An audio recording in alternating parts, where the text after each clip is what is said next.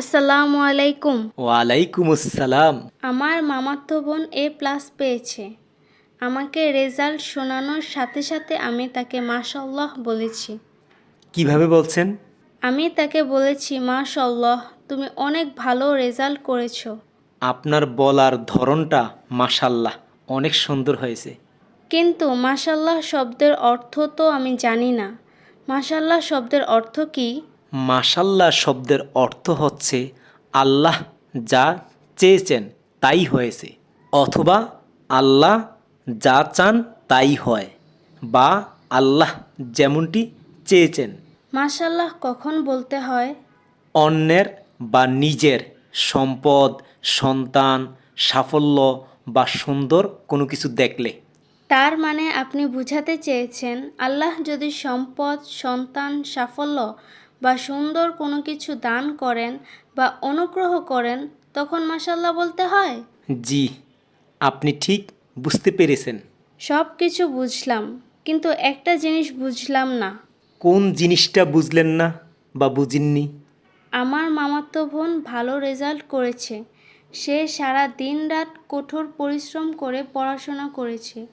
যেহেতু মাশাআল্লাহ শব্দটির অর্থ হচ্ছে আল্লাহ যা চেয়েছেন, তাহলে তো বলতে হয় তার ভালো রেজাল্ট হচ্ছে আল্লাহর নেয়ামত, অনুগ্রহ বা আল্লাহর দান, তাই নয় কি?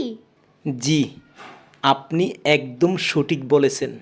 আপনার মামাতো বোনকে যদি আল্লাহ সুস্থ না রাখতেন, তাহলে সে কখনো পরিশ্রম করতে পারতো না। সুস্থ রাখাটাই হচ্ছে আল্লাহর নেয়ামত, অনুগ্রহ বা আল্লাহর দান।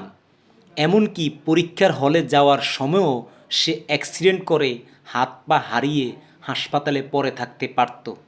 আল্লাহ তাকে বিভিন্ন রোগ শোক এবং বিভিন্ন অ্যাক্সিডেন্ট থেকে রক্ষা করেছেন বলেই সে ভালো রেজাল্ট করতে পেরেছে, নতুবা কখনো তার নিজের দ্বারা ভালো রেজাল্ট করা সম্ভব হতো না।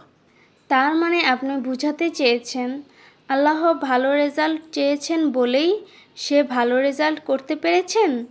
এখানে তার অহংকারের কিছুই নেই, তার অহংকার করার মতো কিছুই নেই। না, তার অহংকার করার মতো কিছুই নেই।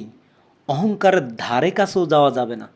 পবিত্র কুরআনে সরাসরি মাশাআল্লাহ শব্দটি আছে? জি, পবিত্র কোরআনে সরাসরি মাশাল্লাহ শব্দটি আছে। কয়বার আছে? একবার। কোন সূরায়, কত নাম্বার সূরায় এবং আয়াত নাম্বার কত? সূরা আল কাহফ সূরা নাম্বার 18, আয়াত নাম্বার 39। সূরা আল কাহাফের 39 নাম্বার আয়াতে আল্লাহ কি বলেছেন? আর যখন তুমি তোমার বাগানে প্রবেশ করলে, তখন কেন তুমি মাশাল্লাহ বলনি? অর্থাৎ আল্লাহ যা ইচ্ছে করেছেন তাই হয়েছে, এটা কেন বলনি? আল্লাহর সাহায্য ছাড়া কারো কোনো শক্তি নেই। যদিও তুমি ধন সম্পদ ও সন্তান সন্ততিতে তোমার চেয়ে আমাকে কম দেখো। সূরা আল কাহফ সূরা নাম্বার 18, আয়াত নাম্বার 39।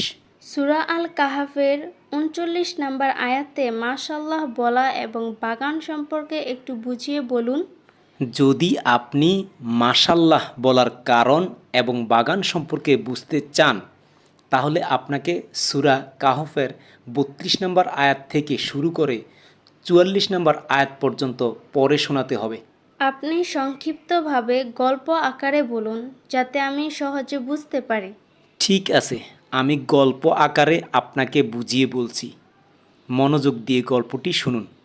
সূরা আল কাহফ আয়াত নাম্বার 32 থেকে 44। দুই বন্ধু ছিল, একজন অনেক ধনী আর একজন ছিল গরিব। ধনী বন্ধুর ছিল সুন্দর সুন্দর বাগান, অনেক ফল, ফসল ও সম্পদ। একদিন ধনী বন্ধু তার বাগান দেখাতে তার গরিব বন্ধুকে নিয়ে গেল। বাগান দেখিয়ে ধনী বন্ধু খুব গর্ব করে বলল, আমার সম্পদ তোমার চেয়ে অনেক বেশি, আমার বাগান কখনো নষ্ট হবে না। কিন্তু সে আল্লাহর শুকরিয়া আদায় করল না, মাশাল্লাহ বলল না। অর্থাৎ এই নিয়ামত আল্লাহ দিয়েছেন এ কথা স্বীকার করল না। তখন গরিব বন্ধু ধনী বন্ধুকে বলল, তুমি যখন তোমার বাগানে প্রবেশ করলে তখন কেন মাশাল্লাহ বললে না? অর্থাৎ গরিব বন্ধুটি তার ধনী বন্ধুকে বোঝাতে চেয়েছিল এই বাগান তোমার নিজের শক্তিতে আসেনি, এই বাগান আল্লাহ তোমাকে দিয়েছেন, বা এই বাগান তোমার প্রতি আল্লাহর অনুগ্রহ। তাই গর্ব না করে আল্লাহর প্রশংসা করা বা কৃতজ্ঞতা করা উচিত ছিল। ধনী বন্ধু গরিব বন্ধুর সেই উপদেশটি গ্রহণ করল না। পরে আল্লাহর আদেশে ধনী বন্ধুর বাগান ধ্বংস হয়ে গেল। তখন ধনী বন্ধুটি আফসোস করতে লাগলো, কিন্তু তখন আর লাভ হলো না। এখন আপনি বলেন তো, এই গল্প থেকে আমরা কি শিখলাম? এই গল্প থেকে যা শিখলাম তা বলছি। নাম্বার 1, কোনো সুন্দর জিনিস বা নিয়ামত দেখলে মাশাআল্লাহ বলা উচিত। নাম্বার 2, সম্পদ নিয়ে অহংকার বা গর্ব করা কখনো উচিত নয়। নাম্বার 3, সব নিয়ামত, সব অনুগ্রহ আল্লাহর পক্ষ থেকে আসে। নাম্বার 4, আল্লাহ চাইলে কাউকে সম্পদ দিতেও পারেন, আবার ফিরিয়েও নিতে পারেন। মোট কথা, আজ আমি একদম স্পষ্ট করে বুঝলাম আমাদের কেন মাশাআল্লাহ বলা উচিত। আপনি আরও বিস্তারিত বুঝতে পারবেন যদি আপনি সূরা কাহফের 32 নম্বর থেকে 44 নম্বর আয়াতগুলোর বাংলা অর্থ মনোযোগ দিয়ে পড়েন। ঠিক আছে, আমি সূরা কাহাফের 32 নাম্বার থেকে 44 নাম্বার আয়াতগুলোর বাংলা অর্থ মনোযোগ দিয়ে পড়ব। আসসালামু আলাইকুম। ওয়ালাইকুম আসসালাম।